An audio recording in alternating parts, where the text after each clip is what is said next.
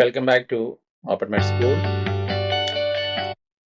കഴിഞ്ഞ സെഷനിൽ നമ്മൾ പാൻക്രിയാറ്റിക് ക്യാൻസർ എന്താണ്, എങ്ങനെയാണ് ഈ ക്യാൻസർ പ്രത്യക്ഷപ്പെടുന്ന അതിൻ്റെ ലക്ഷണങ്ങൾ എന്നതിനെക്കുറിച്ച് സംസാരിച്ചു.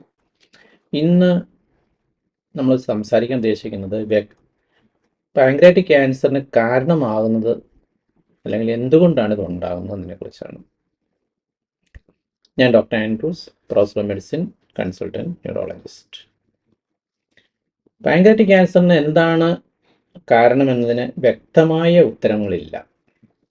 എന്നാൽ ചില അപകട കാരണങ്ങൾ അല്ലെങ്കിൽ റിസ്ക് ഫാക്ടേഴ്സ് കണ്ടെത്തിയിട്ടുണ്ട്. ഈ റിസ്ക് ഫാക്ടർ എന്ന് പറഞ്ഞു കഴിഞ്ഞാൽ രോഗം വരാനുള്ള സാധ്യത വർദ്ധിപ്പിക്കുന്ന കാര്യങ്ങൾ എന്താണ് എന്നതാണ് ഉദ്ദേശിക്കുന്നത്. അപ്പം എന്തൊക്കെയാണ് പാൻക്രിയാറ്റിക് ക്യാൻസറിൻ്റെ പ്രധാനപ്പെട്ട അപകട കാരണങ്ങളെന്ന് നോക്കാം. അതിൽ ഏറ്റവും പ്രധാനപ്പെട്ട ഒന്ന് പുകവലിയാണ്. ഏത് രീതിയിലുള്ള പുകയും, സിഗരറ്റ് ആകാം, മുറുക്കുന്നതാകാം, ചുരുട്ട് വലിക്കുന്നതാകാം, അങ്ങനെ ഏത് തരത്തിലുള്ള പുകയിലെയും ഒരു അപകട കാരണമാണ്. അമിതമായ വണ്ണം, അതായത് നമ്മൾ പൊണ്ണത്തടി എന്ന് പറയില്ല, അമിത വണ്ണം അതിന്.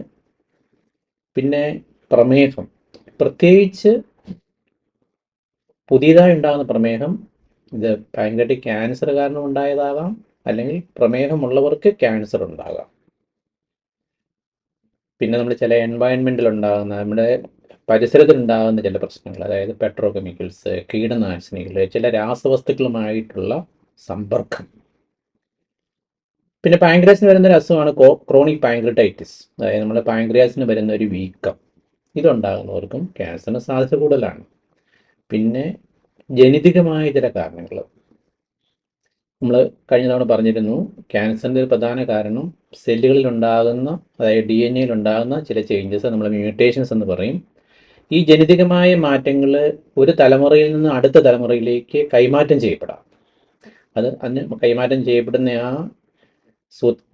ഭാഗത്തിൻ്റെ പേരാണ് നമ്മൾ ജീനുകൾ. അപ്പം ജീനുകൾ വഴി മാതാപിതാക്കളിൽ നിന്ന് മക്കളിലേക്ക് ഈ ക്യാൻസർ ജീനുകൾ കൈമാറ്റം ചെയ്യപ്പെടാം.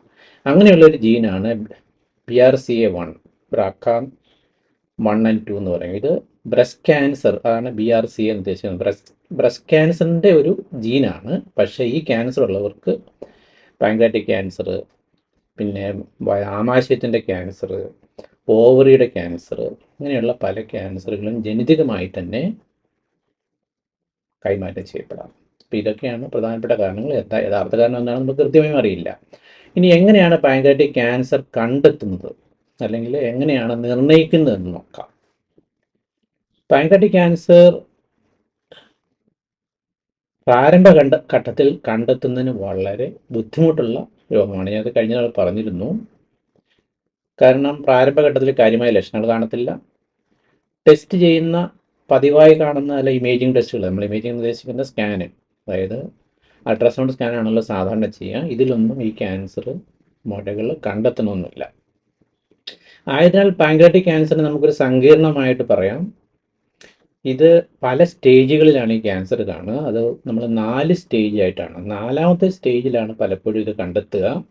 4ാമത്തെ സ്റ്റേജ് എന്ന് പറഞ്ഞാൽ പാൻക്രിയാസിൽ ഉണ്ടാകുന്ന ഈ മുഴ ശരീരത്തിന് മറ്റു ഭാഗങ്ങളിലേക്ക് സ്പ്രെഡ് ചെയ്ത്, കരളിലേക്ക് സ്പ്രെഡ് ചെയ്തു പല രീതിയിൽ കാണാം. ഇങ്ങനെ വരുമ്പോഴാണ് നമ്മൾ സ്റ്റേജ് 4 എന്ന് പറയും. സ്റ്റേജ് 1 എന്ന് പറഞ്ഞു കഴിഞ്ഞാൽ വളരെ പരിമിതമായി പാൻക്രിയാസിനുള്ളിൽ മാത്രം ഒതുങ്ങിയിരിക്കുന്നതാണ്. അങ്ങനെയുള്ള ക്യാൻസർ നമുക്ക് ഓപ്പറേറ്റ് ചെയ്ത് മാറ്റാൻ സാധിക്കും. അപ്പോൾ ഇങ്ങനെ അതിൻ്റെ ആ സ്പ്രെഡിൻ്റെ വ്യാപനത്തിൻ്റെ വ്യാപ്തി അനുസരിച്ച് നമ്മൾ ക്യാൻസറിനെ 4 സ്റ്റേജായിട്ടാണ് കാണുക. ഇനി നമ്മൾ ടെസ്റ്റ് ചെയ്യുന്നതിൽ ഏറ്റവും പ്രധാനപ്പെട്ടത് ഇമേജിംഗ് ആണ്. ഏതൊക്കെ ഇമേജിംഗ് ആണെന്ന് നോക്കാം. സാധാരണ ഞാൻ പറഞ്ഞു അൾട്രാസൗണ്ട് ആണ്. പിന്നെയുള്ള CT സ്കാൻ ഉണ്ടാകാം. MRI സ്കാനാണ് പലപ്പോഴും ഇതിങ്ങനെയുള്ള കാര്യങ്ങൾ കണ്ടെത്താനായിട്ട് ഉപയോഗിക്കുക. പിന്നെ PET സ്കാൻ എന്ന് പറയും, പോസിട്രോൺ എമിഷൻ ടോമോഗ്രാഫി. ഇതുകൂടാതെ എൻഡോസ്കോപ്പ് വഴി, അതായത് വയറിലൊരു കുഴലിട്ട് ആ കുഴലിനകത്ത് വഴിയുള്ള അൾട്രാസൗണ്ട് സ്കാനുമുണ്ട്. ഇങ്ങനെ പലതരത്തിലുള്ള സ്കാനിങ്ങുകൾ ഒരാൾക്ക് ആവശ്യം വരാം. അത് കൃത്യമായിട്ട് എവിടെയാണ് എന്ന് കണ്ടെത്തുന്നതിനും എന്തുമാത്രം സ്പ്രെഡ് ചെയ്തെന്ന് അറിയുന്നതിന് വേണ്ടിയുമാണ്. ഇനി പാൻക്രിയാറ്റിക് ക്യാൻസറിന് എന്തെങ്കിലും രക്തപരിശോധന ഉണ്ടോ എന്ന് നോക്കാം. ഏറ്റവും പ്രധാനപ്പെട്ട പരിശോധന ഒരു കാർബോഹൈഡ്രേറ്റ് ആൻറ്റിജനാണ്. ഇത് നമ്മൾ പറയുന്നത് CA19-9 എന്നാണ് പറയുക. അപ്പോൾ CA19-9 ഇതാണ് എങ്ങനെയാണ് എഴുതുക? CA19-9. ഇത് ഒരു ട്യൂമർ മാർക്കർ എന്ന് പറയും. എന്താണ് ഈ ട്യൂമർ മാർക്കർ എന്ന് പറഞ്ഞാൽ ഉദ്ദേശിക്കുന്നത്? അതായത് ഈ ക്യാൻസർ ഉണ്ടാകുന്ന അല്ലെങ്കിൽ ക്യാൻസർ ബാധിച്ച സെല്ലുകൾ അതിൽ നിന്നും ചില ഒരു സിഗ്നേച്ചർ പോലെ ചില പ്രോട്ടീൻസിനെ രക്തത്തിലേക്ക് കടത്തിവിടും അല്ലെങ്കിൽ രക്തത്തിലുണ്ടാകും. ഈ ആൻറ്റിജൻ്റെ പേരാണ് ട്യൂമർ മാർക്കർ. അപ്പം പാൻക്രിയാറ്റിക് ക്യാൻസറിൻ്റെ ട്യൂമർ മാർക്കറിൻ്റെ പേരാണ് CA19-9. ഇത് കൂടുതലാണെങ്കിൽ ഇത് ക്യാൻസർ ആകാനുള്ള ഒരു പാൻക്രിയാസിലെ മുഴ ക്യാൻസർ ആകുന്നതിനുള്ള സാധ്യത വളരെ കൂടുതലാണ്. ഇനി ഇതുകൂടാതെ പരിശോധനയുടെ ഭാഗമായിട്ട് നമ്മൾ ചിലപ്പോൾ സ്റ്റേജിങ് ലാപ്രോട്ടമി എന്ന് പറയും, അല്ലെങ്കിൽ ലാപ്രോസ്കോപ്പ് ചെയ്യും. ലാപ്രോസ്കോപ്പ് എന്ന് പറഞ്ഞാൽ ഉദ്ദേശിക്കുന്നത് ഇതുപോലെ ചില കുഴലുകൾ ഇതിലെ അറ്റത്ത് TV കാണും, അല്ലെങ്കിൽ ക്യാമറ കാണും. ഈ ക്യാമറ വഴി നമുക്ക് ഈ വയറിനുള്ളിൽ പരിശോധിക്കുകയും വയറിനകത്തുള്ള മുഴയുടെ വലിപ്പം എത്രയാണെന്ന് കണ്ടെത്താനും സാധിക്കും. അതാണ് സ്റ്റേജിങ് ലാപ്രോസ്കോപ്പി എന്ന് പറയുന്നത്.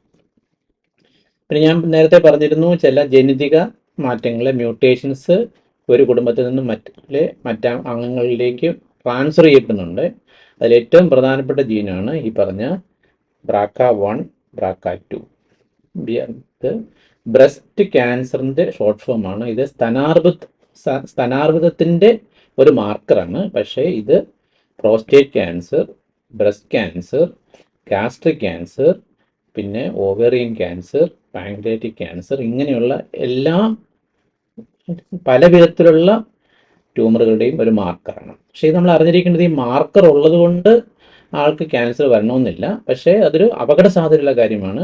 അങ്ങനെയുള്ളവർക്ക് നമുക്ക് പാൻക്രിയാറ്റിക് ക്യാൻസർ വരാനുള്ള സാധ്യത കൂടുതലാണ്. അപ്പോൾ ഒരു കുടുംബത്തിലെ ഫസ്റ്റ് ഡിഗ്രി റിലേറ്റീവ്, അതായത് അച്ഛനോ അമ്മയ്ക്കോ സഹോദരന്മാർക്കോ ഉണ്ടെങ്കിൽ ഈ ടെസ്റ്റ് ചെയ്യാനായിട്ട് ചിലപ്പോൾ ഡോക്ടർമാരെ നിർദ്ദേശിക്കാം. എന്നാണ് ഉദ്ദേശിക്കുന്നത്, ഈ ജീന്, അതായത് കുടുംബപരമായിട്ട് ട്രാൻസ്ഫർ ചെയ്യപ്പെടുന്ന ജീൻ ഉണ്ടോ എന്ന് അറിയുന്നതിന് വേണ്ടിയാണ്. പക്ഷെ ഇത് ഉണ്ടതുകൊണ്ട് ആൾക്ക് പാൻക്രിയാറ്റിക് ക്യാൻസർ അല്ലെങ്കിൽ മറ്റ് ക്യാൻസറുകൾ വരണമെന്നില്ല. ഇതാണ് പിന്നെ നമ്മൾ ഇന്നത്തെ ചർച്ചയിൽ നമ്മൾ എന്താണ് പാൻക്രിയാറ്റിക് ക്യാൻസറിൻ്റെ അപകട കാരണങ്ങൾ, എന്താണ് ഈ ക്യാൻസർ ഉണ്ടാകുന്നതിനുള്ള സാധ്യതകൾ വർദ്ധിപ്പിക്കുന്നതിനെ പറ്റി ചർച്ച ചെയ്തു.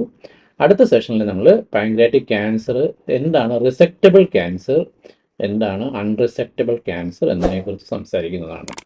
Hope it was useful to you. Thank you.